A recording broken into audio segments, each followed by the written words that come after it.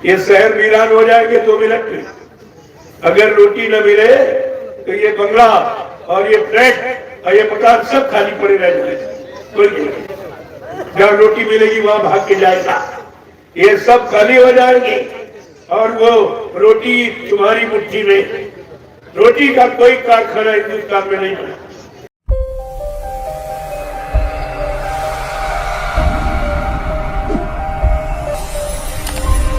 जय गुरुदेव संदेश YouTube channel पर आपका स्वागत है। आप लोग चैनल को अवश्य सब्सक्राइब करें।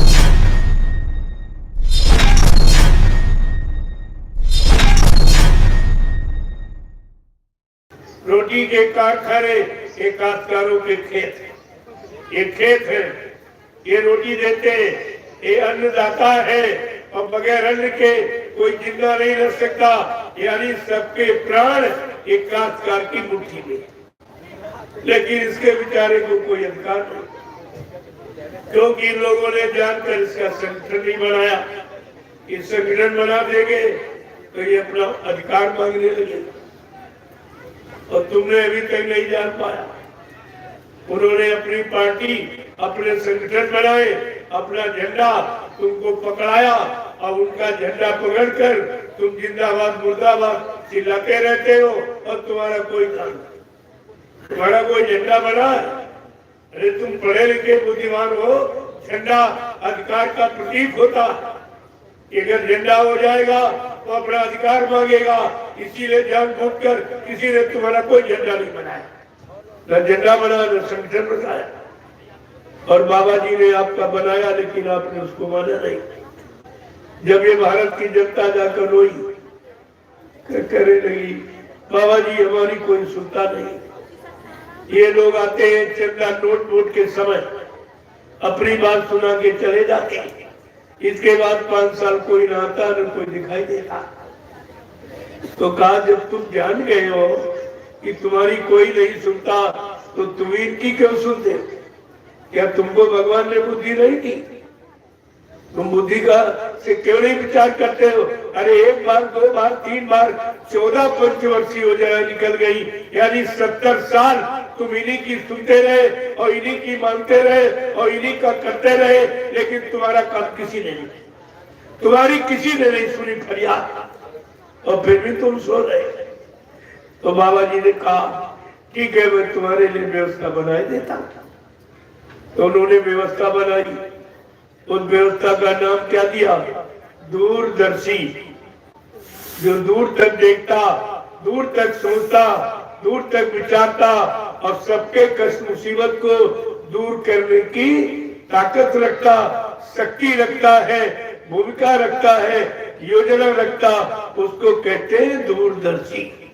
आज तक आप इसका अर्थ नहीं समझ पाए और दोषारोपण करते ओ बाबा जी तो राजनीति में आ गए, वो प्रधानमंत्री राष्ट्रपति बनना चाहते। अरे बाबा जी ने तो तुम्हें बताया कि 60 साल में जब कानून बन गया तो 60 साल में अगर कर्मचारी अधिकारी रिटायर तो 60 साल में विधायक और सांसद और राज्यपाल और प्रधानमंत्री मुख्यमंत्री राज्यपाल इन सबको रिटायर ले लेना चाहिए। तब ये सच्चा प्रजातंत्र माना जाएगा। लेकिन कोई नहीं, तुम्हारे लिए कानून के लिए कोई। तुम जब 60 साल नौकरी करते हो, सेवा करते हो, तब पेंशन के अधिकारी बनते हो। अगर उनकी सरकार 2.5 साल में फेल हो जाए तो ये सब पेंशन के अधिकारी बन जाते हैं। ये कौन सा कानून है? कौन सा नियम है? कौन सा प्रजातंत्र है? आपको इस पर विचार करना चाहिए। तुम्हारी पढ़ाई लिखाई और डिग्री डिप्लोमा का मतलब क्या? और यही सब कर्मचारी और डीएम एसपी एसएसपी बोलते, लेकिन ये भी जवान की बंद बैठे, इनको भी नहीं बोलना आता, ये भी नहीं बोल रहे, कुछ नहीं कह रहे कि भाई 60 साल में हमें क्यों रिटायर किया जाता? अगर हम 60 साल में अयोग्य हो गए, हमारी बुद्धि नहीं काम करेगी, तो क्या इनकी बुद्धि किसी विदेश से बन के आई? तो 70 साल और 80 साल वाले ये काम करेंगे? अरे मनुष्य की काम करने की एक उम्र होती है, इसीलिए ये बुद्धि का पैमाना बनाया इन लोगों ने कि मानव की बुद्धि विकासशील कार्य 60 साल के बाद नहीं कर सकती। तो फिर ये जैसे सपोज एक अध्यापक अगर 60 साल में 20-25 बच्चों को कंट्रोल में नहीं रख सकता, ये समझकर उसको रिटायर किया गया, तो ये 80 साल 70 साल वाले 2 अरब की आबादी देश को क्या ये कंट्रोल कर लेंगे? क्या ये संभाल लेंगे? आपको इस पर विचार करना चाहिए। कब आप विचार करोगे, कब सोचोगे? तो उस बात को बाबा जी ने जब सोच किया, तुम्हारे लिए व्यवस्था बनाई, तो उल्टा इल्जाम लगाने लगे। बाबा जी प्रधानमंत्री राष्ट्रपति बनना कहते रहे, भाई जब मैं 60 साल की बात कहता हूं, मैं तो 60 से बहुत ऊपर हूं, मेरा तो नंबर ही नहीं आने वाला। तुम्हारे रोने धोने पर ये व्यवस्था बनाई गई, आज तक आपने नहीं समझा। लेकिन बाबा जी ने ये कहा, जब ये राजनीतिक लोग अपना हथियार डाल देंगे, कहेंगे न्याय सुरक्षा रोजी रोटी देना मेरे बस की बात नहीं, महंगाई गरीबी बेरोजगारी हटाना मेरे बस की बात नहीं, टैक्सों की भरमार को रोकना कहेगा मेरे बस की बात नहीं, चोरी डकैती कत्ल बलात्कार और हिंसा और व्यभिचार कुचार ये रोकना मेरे बस की बात नहीं। तब बाबा जी ने कहा था, तब बच्चा मैं अपना ब्रह्मास्त्र उठाऊंगा, तब मैं अपना ब्रह्मास्त्र उठाऊंगा। प्रेमियों, बाबा जी के कौन से ब्रह्मास्त्र? 18 वर्ष तक दूरदर्शी का प्रचार कराया और 60 साल तुमको जगाया और सुनाया पूरे हिंदुस्तान में घूम घूम कर, लेकिन तुम यही नहीं समझ पाए हो कि बाबा जी के ब्रह्मास्त्र को, जो एक दूरदर्शी दूसरा भूम ज्योतक का संत, ये 2 ब्रह्मास्त्र कुत्तों पर नहीं चढ़ा जाते, राक्षसों, जिनका राक्षसी खाकपान, राक्षसी भाव विचार, राक्षसी कर्म, सबका संदेह भूल भ्रम न पैदा हो। तो बाबा जी ने पहले ही बता दिया कि मेरा ब्रह्मास्त्र क्या करेगा। दूरदर्शी आएगी, धरा पर सतयुग आएगी, दूरदर्शी का ऐलान, स्वर्ग बनेगा हिंदुस्तान, दूरदर्शी का पैगाम हर बच्चे को देगी काम, दूरदर्शी आएगी, माँ बहनों की लाज बचाएगी, दूरदर्शी का उद्देश्य विश्व गुरु हो भारत देश, ये उद्देश्य, ये प्रधानमंत्री राष्ट्रपति बनने का उद्देश्य नहीं, सांसद विधायक भी ये नाम नहीं रहेंगे। आगे सतयुगी व्यवस्था में ये कोई नाम नहीं है, ये नाम सब बदनाम शुदा। इन नामों ने कोई काम नहीं किया, बल्कि देश का, समाज का, राष्ट्र का नुकसान किया। इसे आगे आने वाले भविष्य में जब दूरदर्शी व्यवस्था लागू होगी, जब सतयुग आएगा, तो ये सब नाम खत्म हो जाए, केवल एक सेवादार, ये सेवादार नाम कि जो देश समाज की सेवा करना चाहता है वो अपना नाम लिखाए। उसके लिए भी पहले महात्माओं से राजा न कौन सा दुख नहीं ये बताया जाए। ये राम के नहीं समझ पा रहे कि राज क्या कह रही, कि जिसके राज में अगर प्रजा दुखी है वो राजा, वो जुम्मेदार व्यक्ति नर्क में जाएगा। इनको नर्क की भी गिरता, इतने स्वार्थ में, पद में इतने मतलबंदी हो गए, इनको नर्क भी नहीं समझ गया। नर्क का भी डर नहीं इनके अंदर, नर्क में आएंगे। रामचरित मानस क्या कहते कि भगवान राम ने यहाँ राजनीति, इसी भारत भूमि पर भगवान कृष्ण ने राजनीति की।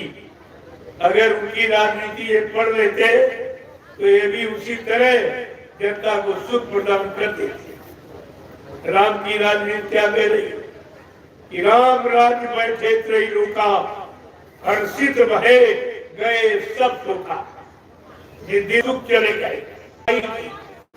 ये तरह तरह के हिंसा हत्या कराए जा रहे, उनका मांस विदेश भेजा जा रहा, व्यापार किया जा रहा, उस पैसे से ये भारत की राजनीति चलाई जा रही। कैसे लिखते राजनीति भिन्न बिना धार्मिक धन के नहीं चलाई जा सकती। और इनका धन कहाँ से आता?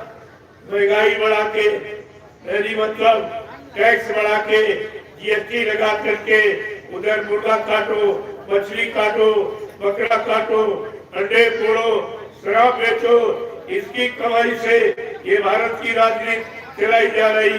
प्रेमियों, किसी को सुख शांति नहीं। भारत देश का नियम है, जैसा खाओ अन्न वैसा बने तंत्र, जैसा करो आहार वैसे बने विचार, और जैसा पियो पानी वैसी हो बीमारी। ये भारत देश के लिए धार्मिक कानून लागू। लेकिन धार्मिक देश और वर्तमान में धार्मिक सत्ता और धर्म का कई नामो निशान, कई धर्म, कोई धार्मिक कार्य नहीं। तो ये कब तक बदनाम करोगे भगवान राम? कब तक बदनाम करोगे भगवान राम की राजनीति को? कब तक आप बदनाम करोगे? क्या तुम्हें इसका डर नहीं है?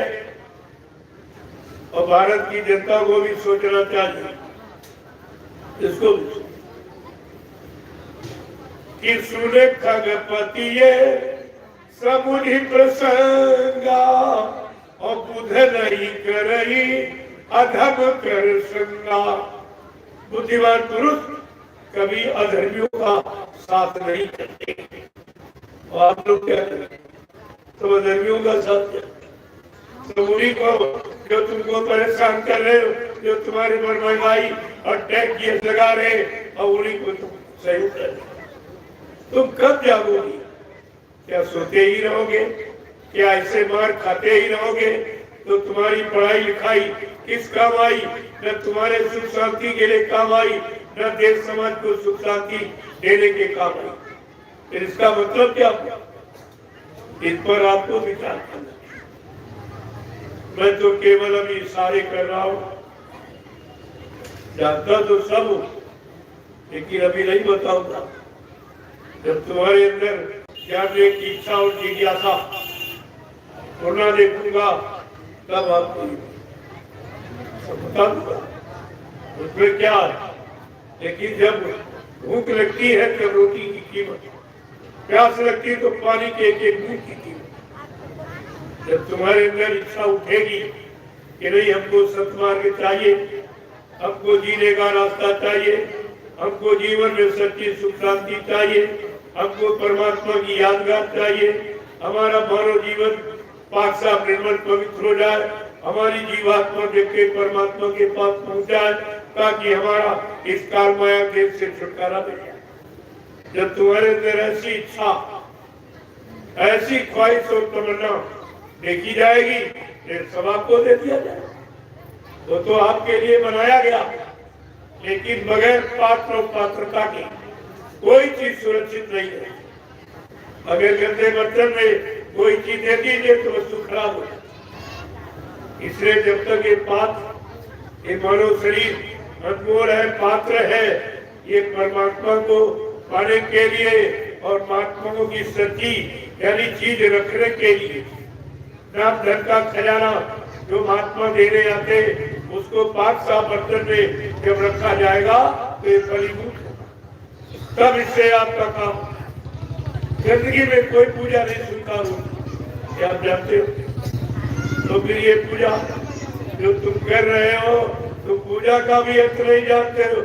यहाँ लोग शराब पीते और पूजा करते और अंडा मुर्गा मीट सब खाते। पूजा क्या? पूजा का तीर्थों में जाते हो, उसको भी खराब करते हो, मूर्ति के सामने झूठा संकल्प करते हो, तुम्हारे पास कुछ ही नहीं। परेशानी का कारण ये। और वैसे अगर हमसे आप पूछो कि परेशानी का कारण क्या है, तो हम कहेंगे तुम्हारा आहार। आहार से विचारों का जन्म होता है, और विचार से ही कर्म किए जाते, और कर्म के अनुसार फल मिलता। इसलिए आपका आहार खराब हो गया। तो मैं तो आपसे यही प्रार्थना करने आया हूं, अगर जीवन में सच्ची सुख शांति पाना चाहते हो, बीमारी परेशानियों से, मुसीबतों से, लड़ाई झगड़ों से और दुर्घटनाओं से, अकाल मौत से अगर बचना चाहते हो, तो मेरी प्रार्थना आप लोग स्वीकार करो।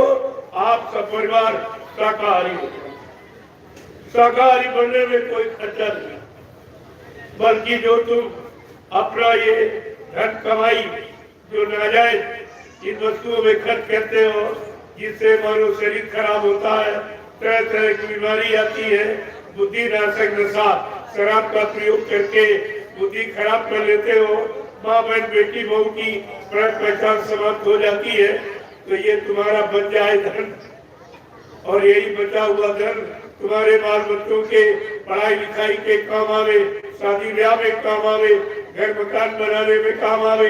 महात्मा हर तरफ से तुम्हारी मदद करना चाहती, लेकिन दुनिया ऐसी बावरी, कोई काम न बचे, लेकिन कोई लेने वाला, इस सस्ते सौदे का कोई ग्राहक, कोई लेने वाला नहीं। इसमें तो आपको कुछ देना नहीं, सब लेना ही है।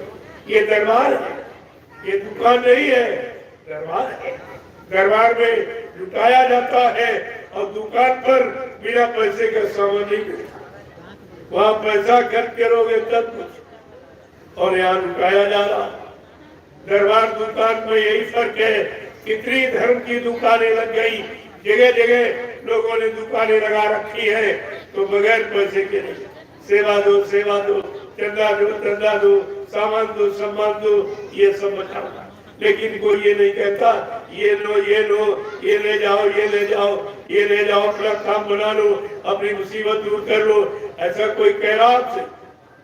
ये दरबार से होगा, ये सतगुरु का सच्चा दरबार है।